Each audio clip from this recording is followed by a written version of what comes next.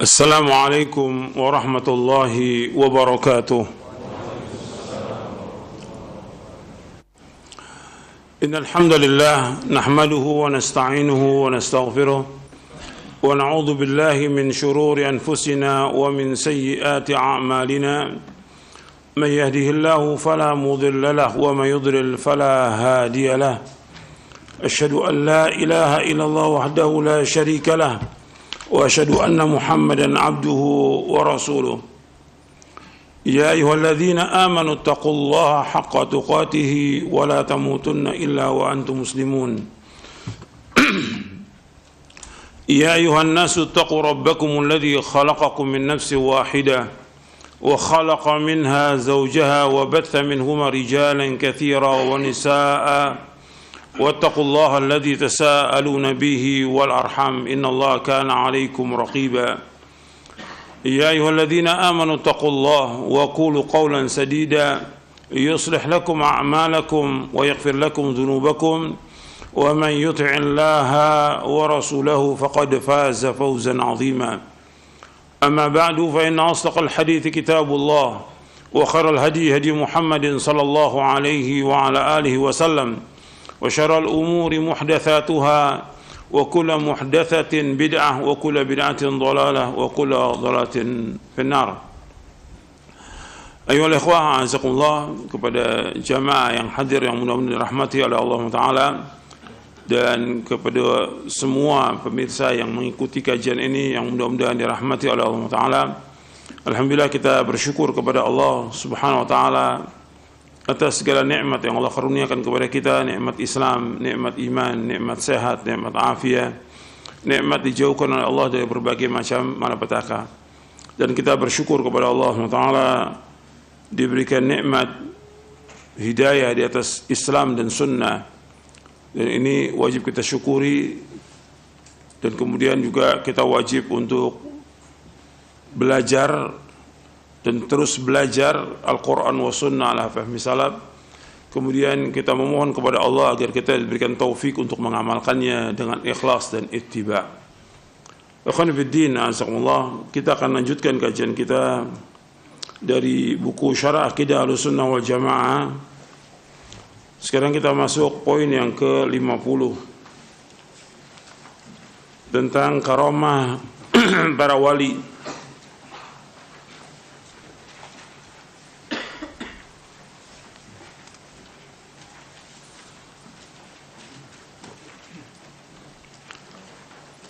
Karamah para wali ini dibahas oleh para ulama dalam kitab-kitab akidah, karena ada sebagian dari kelompok yang sesat yang mengingkari tentang karamah para wali ini, apakah itu dari Jahmiyah, Mu'tazilah dan yang lainnya.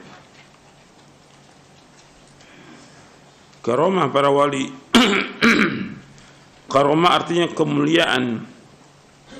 Karuma yakrumu karamatan, itu diddul ihana.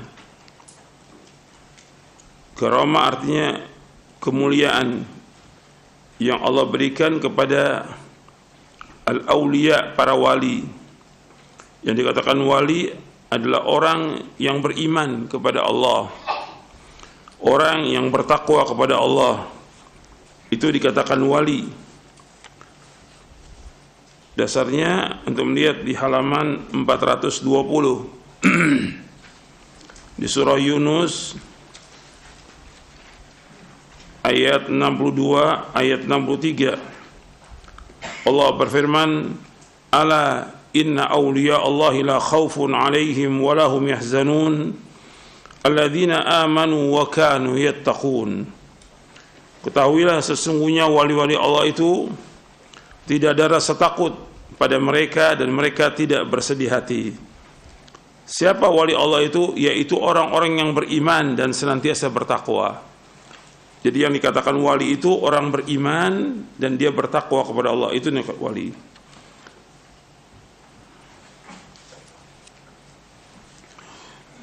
Ini kita bahas dalam kitab-kitab akidah tentang karamahnya para wali, tentang kemuliaan para wali. untuk menjelaskan tentang kekuasaan Allah Subhanahu wa taala. Yang nanti ada penjelasannya di buku ini.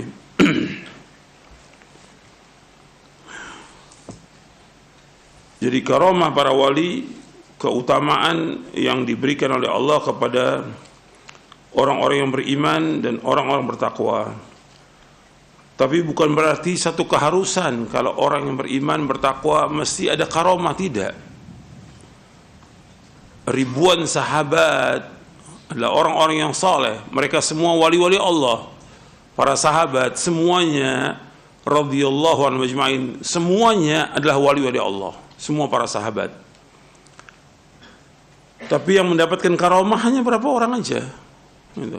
Jadi bukan satu ketentuan, satu kemestian kalau dia orang soleh, kalau dia wali mesti ada karamahnya, tidak. Jadi antum perhatikan itu. Hatta khulafaur rasyidin, hanya satu dua aja yang mendapatkan karamah. Bukan berarti mereka tidak mulia, mereka adalah ahlul jannah, ahli surga. Jadi orang kadang-kadang mengatakan kalau dia wali itu berarti ada keluar biasaan. Dan harus dibedakan antara keluar biasaan. Jadi ada 3 keluar biasaan yang Allah berikan. Yang pertama untuk para nabi dan para rasul alaihimussalatu wassalam namanya mu'jizat. Yang kedua untuk para wali namanya karamah. Yang ketiga keluar biasaan dari tukang-tukang sihir. Dan yang terbanyak itu, ya, tukang-tukang sihir, dukun itu mempunyai keluar biasaan, tapi semuanya sesat dan menyesatkan. Itu dibantu oleh siapa? Dibantu oleh syaitan. Maka dikatakan mereka sebagai wali apa? Wali syaitan. Makanya Syekhul Islam punya kitab namanya Al-Furqanu Baina Awliya'ir Rahman wa Awliya'ir Syaitan.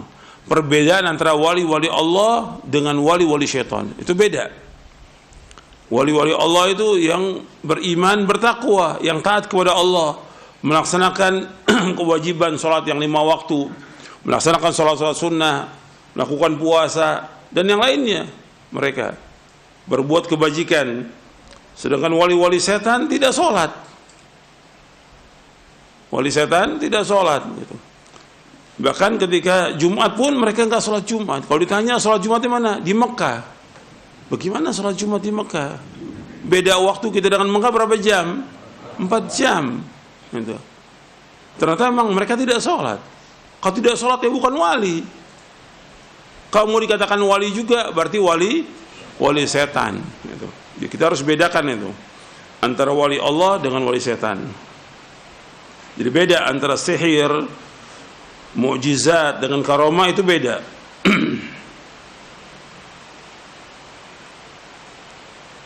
Dan karamah diberikan oleh Allah Subhanahu wa taala kepada orang tertentu dan gak bisa dipelajari. Kalau sihir bisa dipelajari, tapi karamah gak bisa dipelajari. Hanya saat itu aja terjadi dan gak bisa diulang lagi.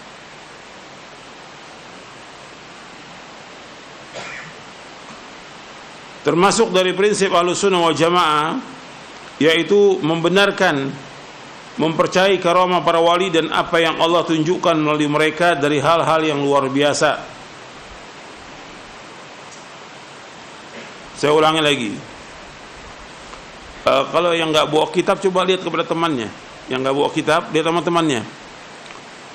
Nanti besok-besok bawa kitab. Lihat, jangan bengong. Kalau antum bengong asal di luar.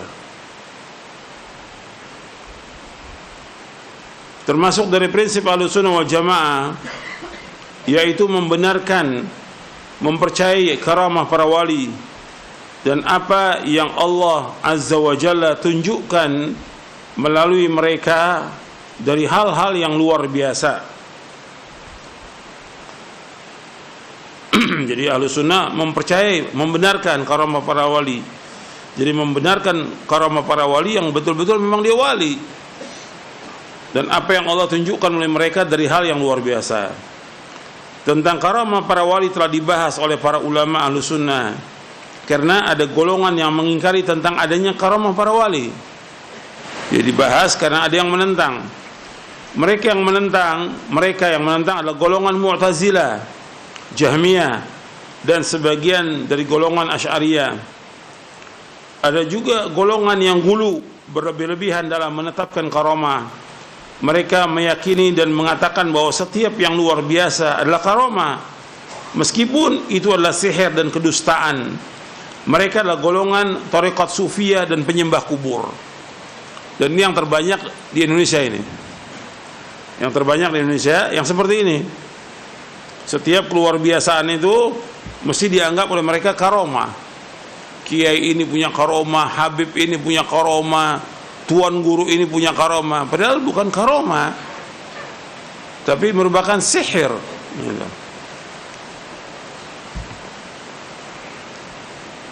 Dan juga mereka dukun. Dan ini yang dilariskan oleh siapa? Golongan tarekat sufiyah.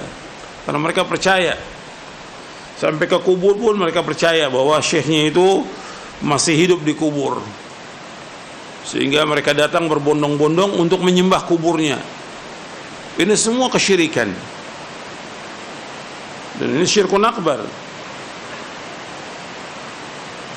Adapun Ahlussunnah wal Jamaah menetapkan karamah para wali sesuai dengan ketentuan Al-Quran dan As-Sunnah. Adapun Ahlussunnah wal Jamaah menetapkan karamah para wali sesuai dengan ketentuan Al-Quran dan Sunnah Nabi SAW yang sahih.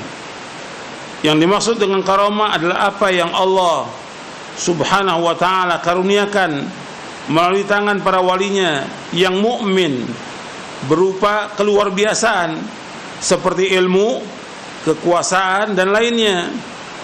Misalnya makanan yang Allah berikan kepada Maryam bintu Imran.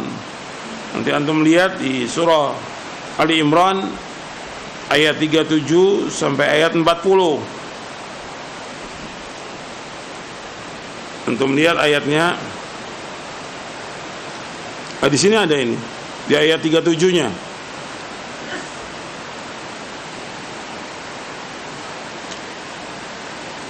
Jadi Allah mengisahkan Maryam bintu Imran, fataqabbalaha rabbuha biqabulin hasanan wa anbataha nabatan hasana wa kaffala Zakaria kullama dakhala 'alayha Zakaria al-mihraba wajada 'indaha rizqa qala ya Maryamu anna laki hadha qalat huwa min 'indillah innallaha yarzuqu man yasha'u bighairi hisab. Maka Allah menerimanya dengan penerimaan yang baik, membesarkannya dengan pertumbuhan yang baik, dan menyerahkan pemeliharaan kepada Zakaria. Setiap kali Zakaria masuk menemuinya di mihrab, itu kamar khusus untuk ibadah, maka Zakaria mendapati makanan di sisinya. Maka Zakaria berkata, wahai Maryam, dari mana ini?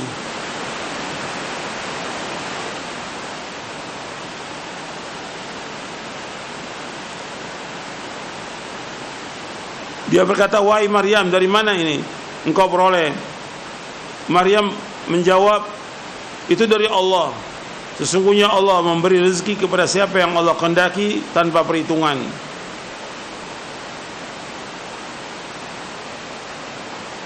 Di sini antum perhatikan bahwa ketika Maryam ditanya, qala ya Maryamu anna laki hadha, wahai Maryam, dari mana ini? Maka Maryam menjawab, ini dari sisi Allah Taala. Allah memberikan rezeki kepada siapa yang Allah kehendaki tanpa hisab.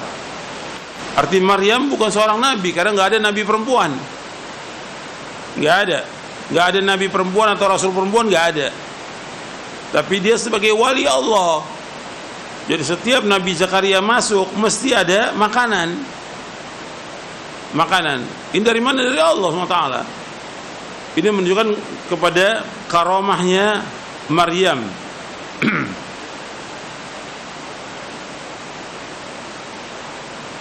Kemudian juga yang lainnya, seperti naungan yang Allah berikan kepada Usaid bin Hudayr.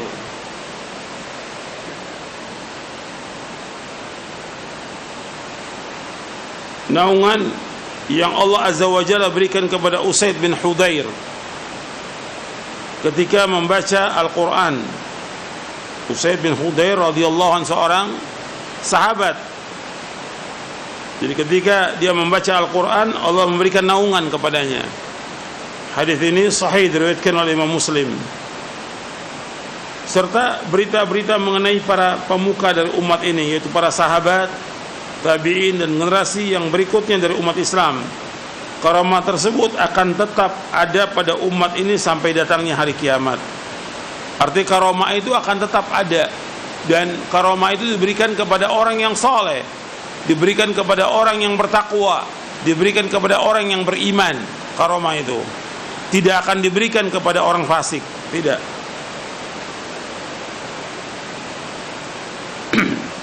Dijelaskan oleh Al-Hafidh Ibnu Hajar Asqalani dalam kitabnya Fathul Bari di juz yang ke-10.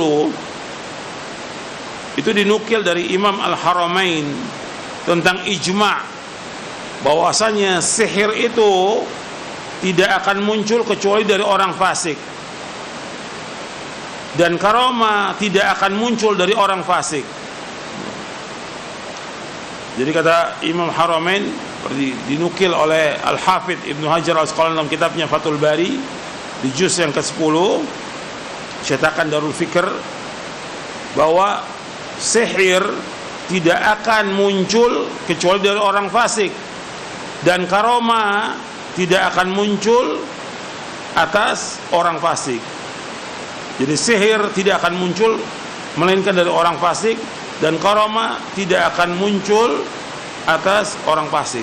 Artinya karamah itu mesti timbulnya dari orang soleh, karamah mesti timbul dari orang yang beriman, karamah mesti timbul dari orang-orang yang bertakwa. Tapi ini bukan satu ketentuan kalau dia beriman, bertakwa itu mesti ada karamah, tidak. Karena ribuan sahabat tidak ada karamah, ribuan sahabat. Kemudian saya lanjutkan.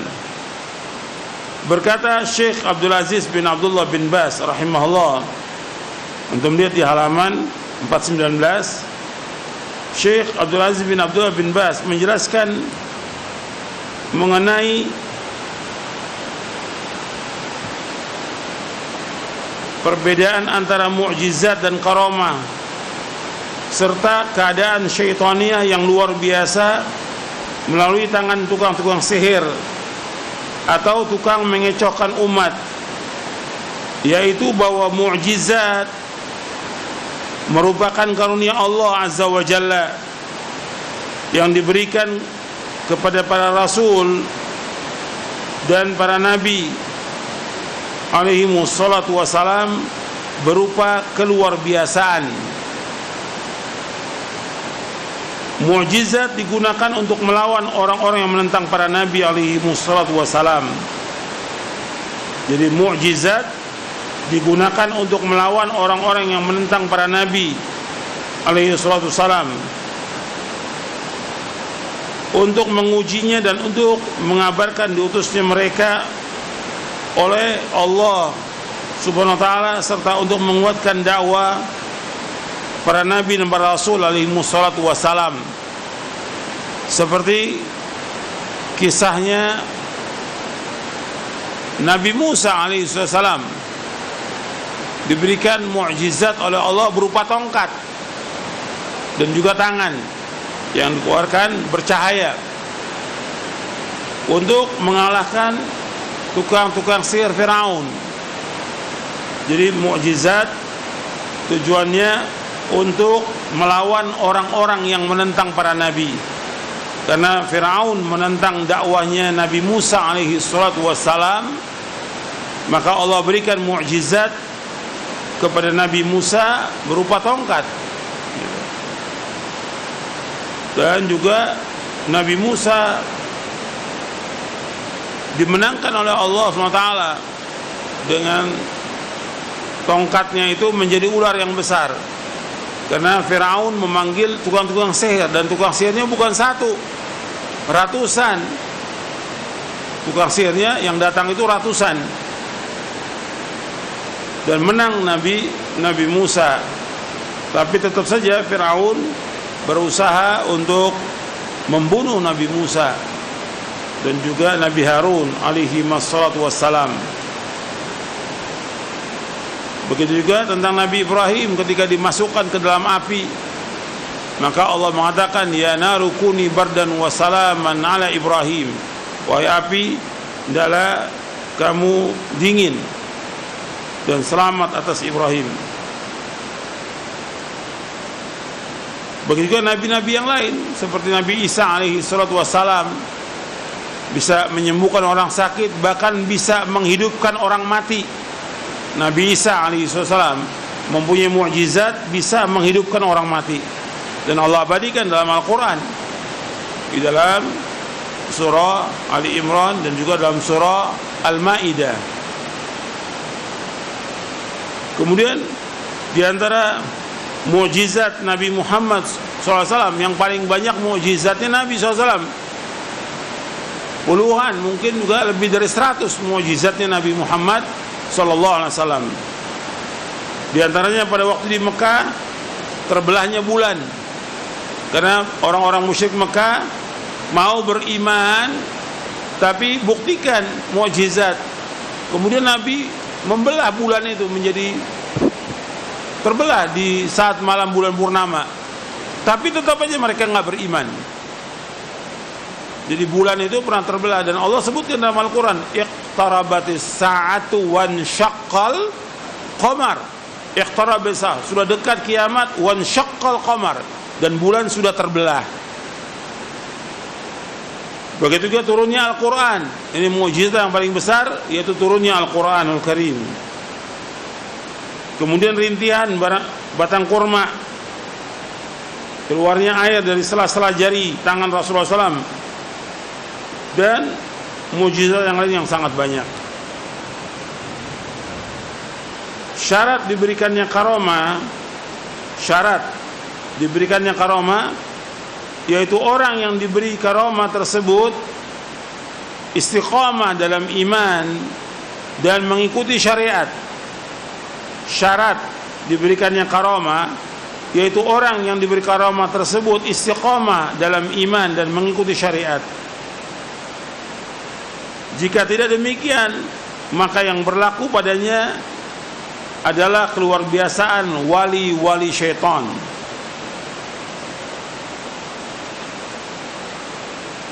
Adapun karamah pada hakikatnya memberikan faedah 3 hal.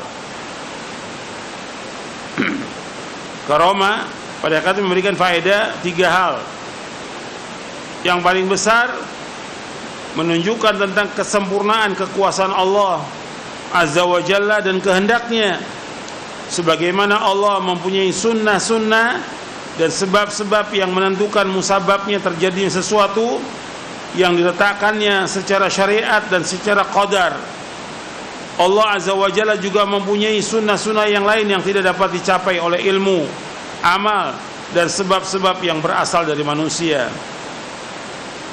Jadi yang pertama, karamah itu pada hakikatnya memberikan faedah 3 hal. Yang pertama, yaitu yang paling besar, untuk menunjukkan kesempurnaan kekuasaan Allah dan kehendaknya. Karenanya adanya karamah itu karena kekuasaan Allah, karena kehendak Allah Subhanahu wa ta'ala.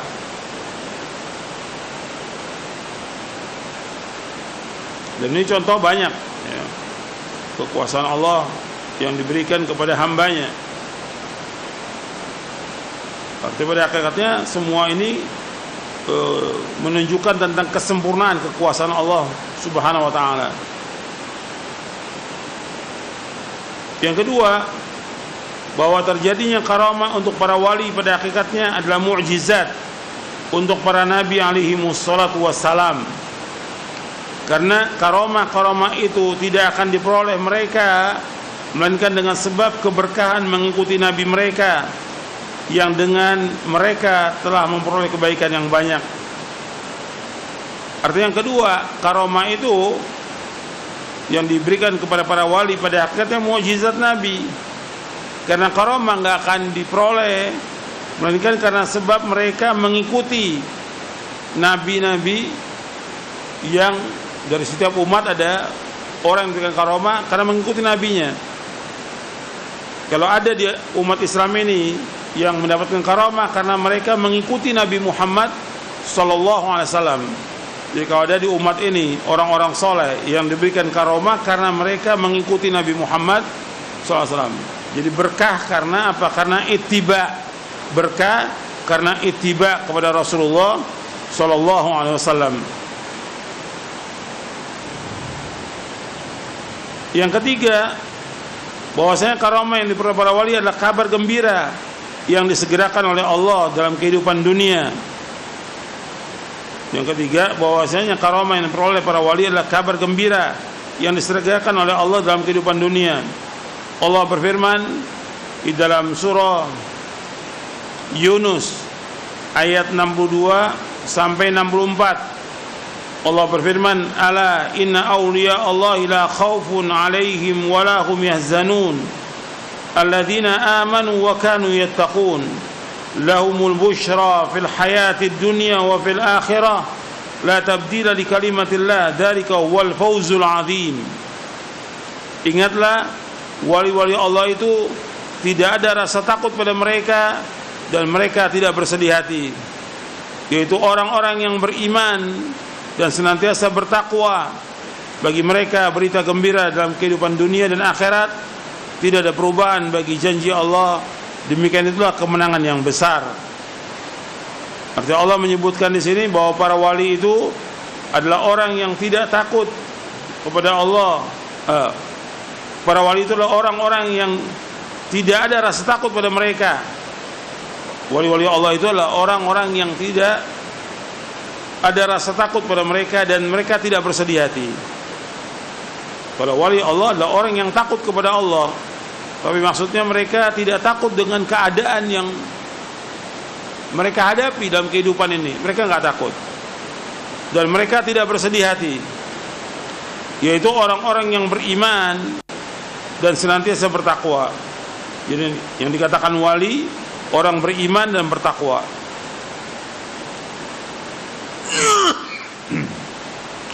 Bagi mereka berita gembira dalam kehidupan dunia dan akhirat. Artinya ini merupakan sesuatu kabar yang disegerakan oleh Allah, karena mereka adalah orang-orang soleh, diberikan oleh Allah kemuliaan dengan karomah. Dan juga nanti di akhirat tidak ada perubahan bagi janji Allah. Demikianlah itu kemenangan yang besar. Di dalam ayat ini Allah mengatakan wali Allah adalah orang-orang yang beriman kepada Allah dan bertakwa. Dalam ayat ini dikatakan wali Allah adalah orang-orang yang beriman kepada Allah dan bertakwa. Dalam ayat ini juga disebutkan tentang kabar gembira. Menurut pendapat sebagian ahli tafsir, yaitu yang menunjukkan kepada kewalian mereka dan akibat yang baik bagi mereka, diantaranya adalah karomah. Ini dalam kitab At-Tanbihat Al-Latifah ala Mahtawat alaihi al-Aqidah Al-Wasithiyah oleh Syekh Abdurrahman bin Nasir As-Sa'di rahimahullah. Aqidah Al-Wasithiyah tulisannya Syekhul Islam Ibnu Taimiyah, tapi syarahnya banyak, diantaranya At-Tanbihat Al-Latifah yang ditulis oleh Syekh Abdurrahman bin Nasir As-Sa'di. Terkadang karomah itu berupa cobaan, di mana satu kaum akan berbahagia dan celaka dengannya. Adapun orang-orang berbahagia adalah orang yang bersyukur, dan orang-orang yang binasa adalah orang-orang yang ujub, berbangga diri, dan dia tidak istiqomah.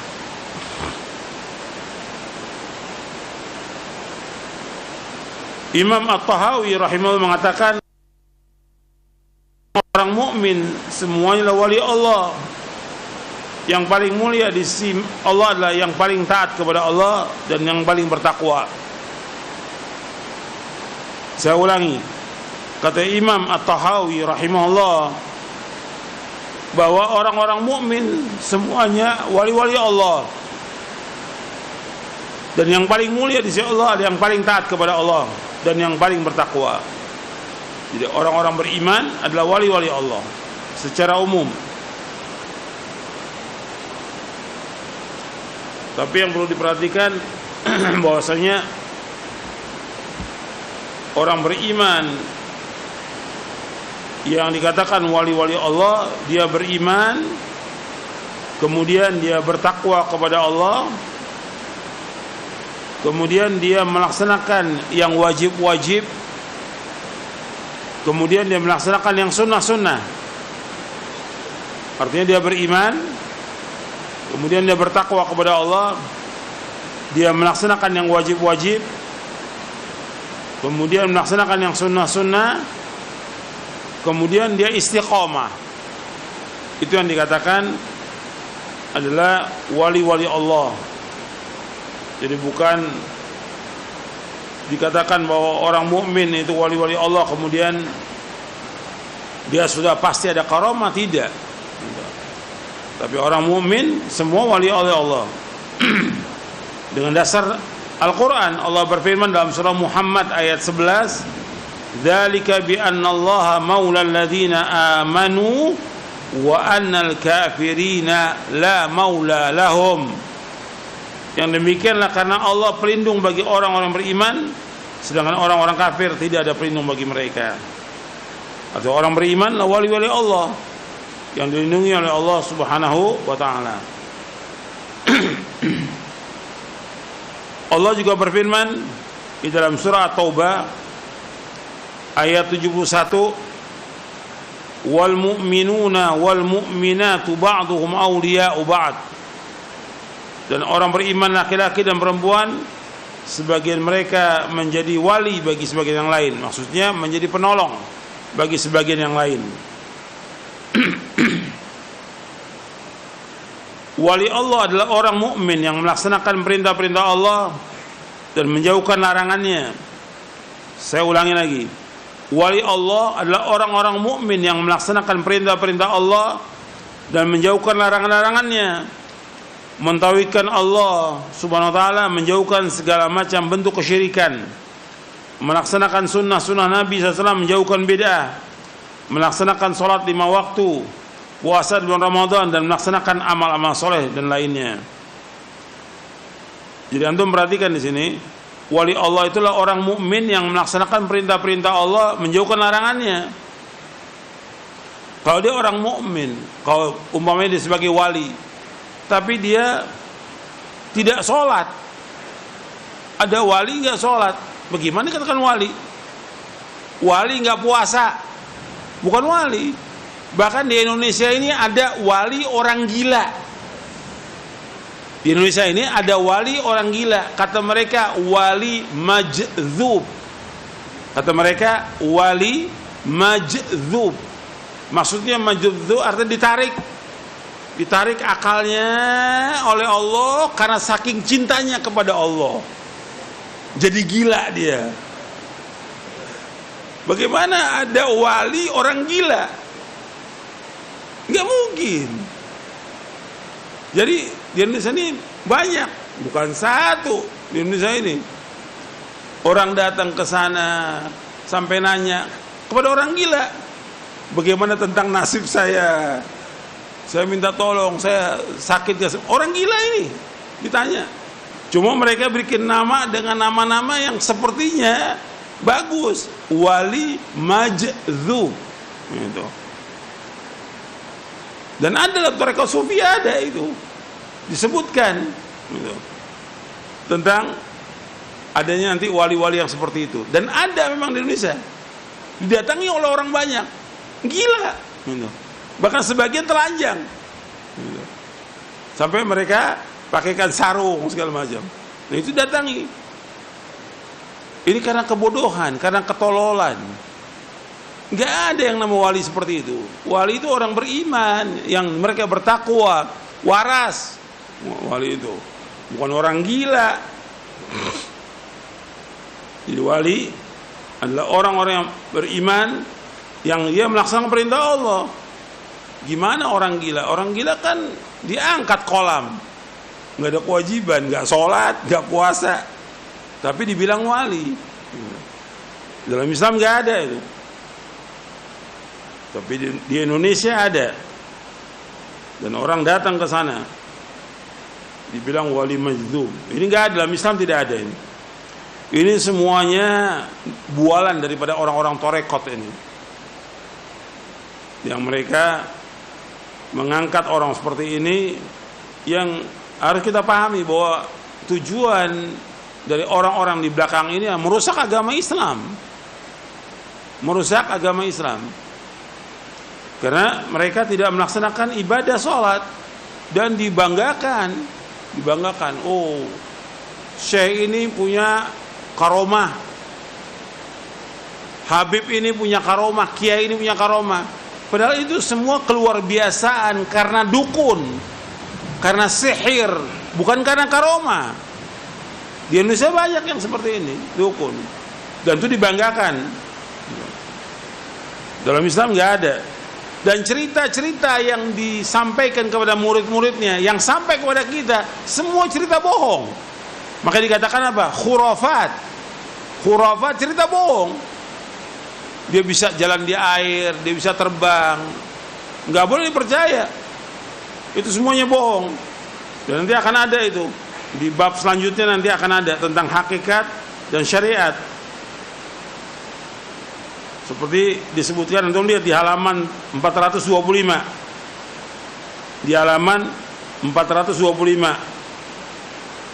424 425. 424 425. Kata Yunus bin Abdul A'la As-Sadafi rahimahullah, wafat tahun 264 Hijriah, pernah menyatakan, aku berkata kepada Imam Syafi'i, aku mendengar sahabat kita Al-Laits bin Sa'ad mengatakan bahwa apabila kita melihat seorang yang bisa berjalan di atas air, janganlah kita langsung menganggapnya sebagai wali Allah sebelum kita mengukur amalannya dengan Quran dan Sunnah. Kata Imam Syafi'i rahimahullah, menanggapi ucapan itu kurang. Artinya nggak salah, ucapan itu benar, nggak salah, cuma kurang. Lalu beliau menambahkan, bahkan jika kalian menyaksikan seorang dapat berjalan di atas air atau terbang di udara sekalipun, jangan kalian menganggap dia sebagai wali sebelum kalian mengukur amalannya dengan Quran dan Sunnah. Tolak ukurnya Quran dan Sunnah. Ada yang bisa berjalan di atas, ada yang terbang juga ada, tapi dibawa oleh siapa? Oleh setan, dibawa oleh setan. Maka dikatakan di sini dalam syairnya, idza ra'aita syakhsan qad yatiru wa fawqa ma'il bahri qad yasiru wa lam yaqif ala hududi syara' fa innahu mustajrajun wa bid'iyyun. Jika engkau melihat seorang dapat terbang melayang dan berjalan di lautan dengan mengambang, tetapi dilanggarnya batas-batas syariat Allah, maka ia adalah orang yang ditunda, mustajraj, ditunda siksaannya oleh Allah, dan ia adalah pelaku bid'ah. Jelas itu. Makanya wali Allah itu adalah orang-orang mukmin yang taat, yang melaksanakan perintah-perintah Allah, menjauhkan larangannya. Kemudian dari perintah Allah yang paling besar apa? Perintah Allah yang paling besar apa? Tauhid. Dia wajib mentauhidkan Allah, menjauhkan syirik. Kalau dia masih menyembah kubur, percaya kepada jimat-jimat, ya bukan wali dia. Dia dukun. Dia wajib mentauhidkan Allah, dan dia wajib menjauhkan segala macam bentuk kesyirikan. Kemudian juga dia melaksanakan sunnah Nabi, menjauhkan bid'ah, melaksanakan sholat yang 5 waktu. Nah, ini ukuran, ini tiang agama. Ukurannya sholat, tiang agama. Karena ini jelas dilihat oleh semua orang. Karena ketika dia dikatakan orang beriman, harus dibuktikan imannya dengan dia sholat. Sholat bagi laki-laki di mana? Di masjid. Tapi orang-orang yang dibilang wali-wali ini tidak pernah muncul di masjid. Sampai Jumat pun dia tidak muncul. Sampai Jumat itu nggak muncul di masjid. Antum bisa buktikan deh, di mana ada wali atau kiai atau habib yang dibilang dia sebagai wali, antum buktikan ke tempatnya, di daerahnya. Nggak sholat Jumat ya. Ketika ditanya kepada murid-muridnya, kenapa dia nggak sholat? Dia sudah wali. Ya wali, justru wali melaksanakan sholat. Kalau wali yang nggak sholat, ya bukan wali, wali setan dia. Bahkan sebagian ulama mengatakan kafir, orang meninggalkan sholat kafir. Sebagian ulama. Jadi ini sholat termasuk ukuran itu. Dan sebagian besar mereka nggak sholat, sebagian besar nggak sholat. Jadi orang-orang yang dibilang wali di Indonesia ini nggak sholat, atau Jumat mereka nggak sholat. Jadi perbuatan dosa besar. Yang paling besar meninggalkan sholat, perbuatan dosa besar yang paling besar meninggalkan sholat. Kemudian puasa di bulan Ramadan, ini juga ukuran juga, karena bersama kaum muslimin. Nah mereka kalau Ramadan nggak puasa, wali-wali ini yang dianggap wali oleh mereka nggak puasa. Antum bisa buktikan di tempatnya, di daerahnya, atau di rumahnya. Yang dikatakan wali-wali ini, yang banyak disebutkan di Indonesia ini, wali ini, Habib ini, antum bisa buktikan. Ramadan nggak puasa dia, nggak puasa. Dan ini semua bisikan setan, bukan wali Allah. Mereka ada wali setan. Kemudian wali Allah itu juga melaksanakan amal-amal saleh. Karena begitulah yang Allah sebutkan dalam Al-Quran. Mereka orang beriman dan beramal saleh. Jadi wali Allah adalah orang mukmin yang paling taat kepada Allah. Jadi wali Allah adalah orang mukmin yang paling taat kepada Allah, mengikuti Al-Quran dan As-Sunnah dan bertakwa kepada Allah. Mereka adalah orang-orang yang paling mulia. Allah Subhanahu wa ta'ala berfirman, "Inna akramakum indallahi atqakum, innallaha alimun khabir." Sesungguhnya orang yang paling mulia di antara kalian di sisi Allah adalah orang-orang yang paling bertakwa. Sesungguhnya Allah itu Maha mengetahui dan Allah Maha meneliti. Kemudian Syekhul Islam Ibnu Taimiyah rahimahullah berkata, "Innama ghayatul karamati luzumul istiqamah." Sesungguhnya puncaknya karamah, antum betulkan itu salah, tapi cetakan yang terbaru sudah dibetulkan. Artinya dibetulkan, artinya salah. Innama ghayatul karamah luzumul istiqamah. Sesungguhnya puncaknya karamah. Jadi artinya sesungguhnya puncaknya karamah. Adapun kalimat kemuliaan yaitu itu dicoret. Yang benar sesungguhnya puncaknya karamah adalah dengan tetap istiqamah.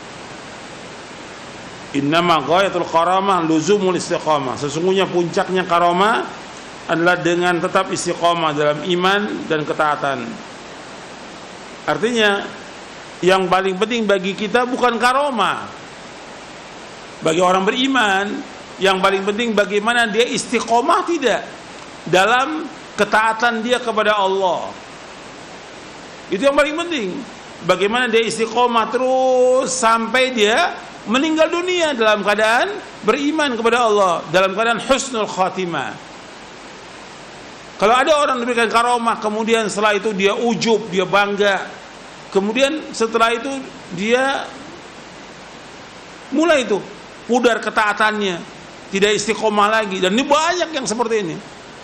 Dia bangga dengan dirinya. Akhirnya itu termasuk apa? Kata Nabi, al-ujub termasuk apa? Muhlikat, membinasakan dia. Bahkan ada di antara mereka yang di akhir hayatnya su'ul khatimah. Dan ini banyak yang seperti ini, su'ul khatimah. Maka yang paling penting kata Syekhul Islam Ibnu Taimiyah dalam kitabnya Al-Furqan Baina Auliya Rahman wa Auliya Syaitan, yaitu innama ghayatul karamah luzumul istiqamah. Sesungguhnya puncaknya karamah dengan tetap istiqamah. Yang paling penting itu bagaimana kita istiqamah. Istiqamah dalam iman, istiqamah dalam ketaatan kepada Allah Taala. Seperti sekarang, ya, sudah selesai Ramadan. Bagaimana kita menjaga amal-amal soleh kita? Istiqamah. Seperti kita puasa di bulan Ramadan.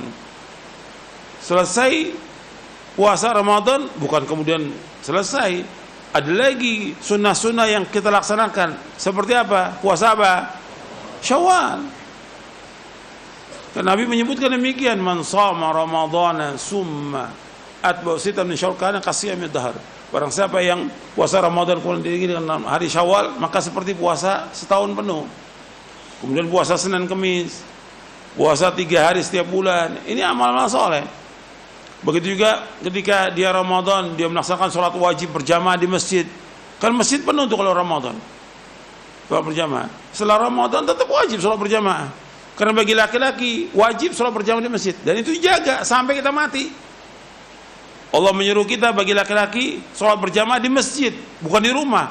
Wa aqimus sholata wa atuz zakata warka'u ma'raki'in, dalam surah Al-Baqarah ayat 43. Jadi karena sholat, keluarkan zakat, dan rukulah bersama orang yang ruku. Tetap jaga itu. Kemudian juga sholat sunatnya. Waktu Ramadan antum sholat sunat itu rawatib, dijaga setelah Ramadan. 2 rakaat sebelum subuh, 4 rakaat sebelum zuhur, 2 rakaat ba'da zuhur, 2 rakaat ba'da maghrib, 2 rakaat ba'da isya, 12. Barang siapa yang menjaga 12 rakaat, maka dijamin dengan sorga. Jaga itu, jangan tinggalkan itu. Kemudian sholat malam, antum tarawih 11. Ya apa setelah Ramadan kemudian nggak tarawih lagi, antum sholat tahajud. Tetap jaga itu. Makanya Nabi menegur seorang sahabat. Teguran ini sebagai celaan dan juga teguran buat kita semua.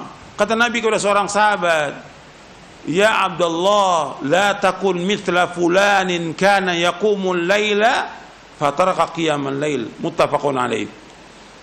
Wahai Abdullah, janganlah engkau seperti si fulan. Tadinya rajin sholat malam, sekarang ditinggalkan sholat malam. Setelah Ramadan udah nggak sholat malam lagi.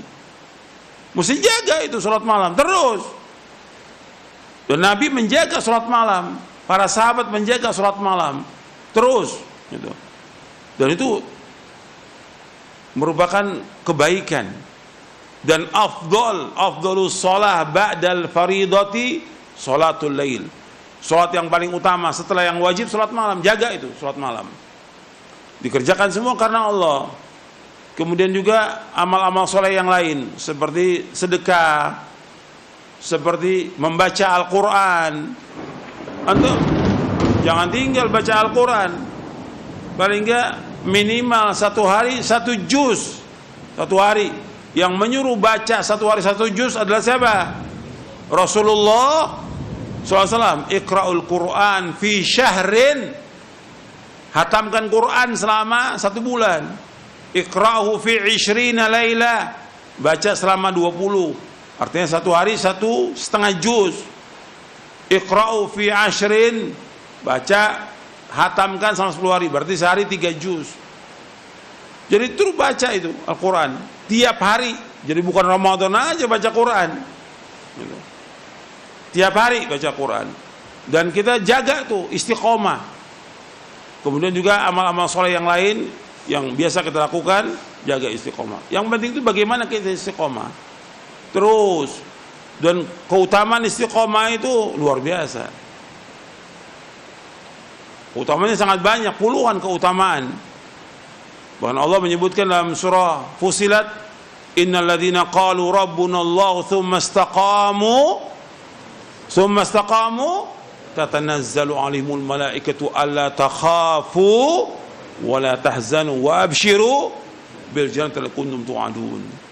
Itu antum lihat, karena antum lihat nih ayatnya tentang orang-orang yang istiqomah. Kita harus jadi orang yang istiqomah. Bukan habis Ramadan ditinggalkan semuanya. Sampai baca Quran enggak baca Quran lagi. Salat malam ditinggalkan. Antum lihat surah Fussilat, surah 41 ayat 30 sampai ayat 32. Allah berfirman, innal ladzina qalu rabbuna Allah tsumma istaqamu tatanazzalu alaihimul malaikatu alla takhafu wa la tahzanu wa abshiru bil jannati allati kuntum tu'adun nahnu awliya'ukum fil hayati dunya wa fil akhirah wa lakum fiha ma tashtahi anfusukum wa lakum fiha ma tad'un nuzulan min ghafurur rahim. Sesungguhnya orang-orang yang berkata Rabb kami lah Allah, kemudian istiqamah, maka akan turun atas mereka malaikat-malaikat yang mengatakan, jangan kalian takut, jangan duka cita, dan bergembira kalian dengan sorga yang dijanjikan kepada kalian. Kami wali-wali kalian di dalam kehidupan dunia dan juga di akhirat. Atau para malaikat mengatakan, kami wali kalian dalam kehidupan dunia dan akhirat. Bagi kalian apa yang kalian sukai di sorga itu, dan bagi kalian apa yang kalian harapkan di sorga itu. Merupakan hidangan dari Allah SWT yang maha pengampun dan juga maha penyayang. Ini semua pemberian Allah, rezeki dari Allah SWT. Jadi orang-orang yang istiqomah itu dalam kehidupan dunia ini, yang pertama disebutkan di sini, turun malaikat kepada mereka. Yang kedua, yaitu malaikat mengatakan, jangan kalian takut, jangan duka cita. Artinya mereka tidak takut dan tidak duka cita. Terhadap apa yang terjadi di muka bumi ini nggak takut dia, dan nggak duka cita. Kemudian yang ketiga, diberikan kabar gembira dengan apa? Sorga orang istiqomah itu. Dan malaikat tetap memberikan pertolongan kepada mereka, baik dalam kehidupan dunia dan juga di akhirat. Dan mereka mendapatkan semua kenikmatan di sorga. Ini orang-orang istiqomah, manfaatnya besar. Maka Nabi ketika memberikan nasihat kepada seorang, kata Nabi, kul amantu billah tsummas taqim. Katakan aku beriman kepada Allah, kemudian kalian istiqomah. Jadi istiqomah ini penting dalam kehidupan. Jadi bukannya karomah, kita bukan cari karomah, tapi bagaimana kita istiqomah di atas Islam dan sunnah sampai kita diwafatkan oleh Allah Ta'ala. Seperti kita belajar aja, belum tentu orang bisa istiqomah belajar Quran dan sunnah, belum tentu. Karena nanti banyak godaannya, setan juga banyak. Kadang ada orang sekarang ngaji, belum tentu besok ngaji. Jaga istiqomah itu berat, dan perjuangan juga berat. Tapi mohon kepada Allah agar kita diberikan istiqomah. Maka di antara sahabat, di antara tabi'in yang berdoa, Allahumma anta rabbuna farzuqnal istiqomah. Ya Allah, engkau adalah Rabb kami, berikan kepada kami istiqomah. Adapun doa Nabi SAW, yang Nabi paling sering berdoa, ya muqallibal qulub tsabbit qalbi ala dinik. Anda bisa baca dalam sujud, ya muqallibal qulub tsabbit qalbi ala dinik. Ya Allah yang membolak-balikkan hati, tetapkan hatiku atas agamamu. Ya, sampai di situ kajian kita, mudah-mudahan bermanfaat. Wassallallahu nabiyana Muhammadin sallallahu alaihi wa ala alihi wasallam. Subhanakallahumma bihamdik asyhadu an la ilaha illa anta astaghfiruka wa atubu ilaik. Assalamualaikum warahmatullahi wabarakatuh.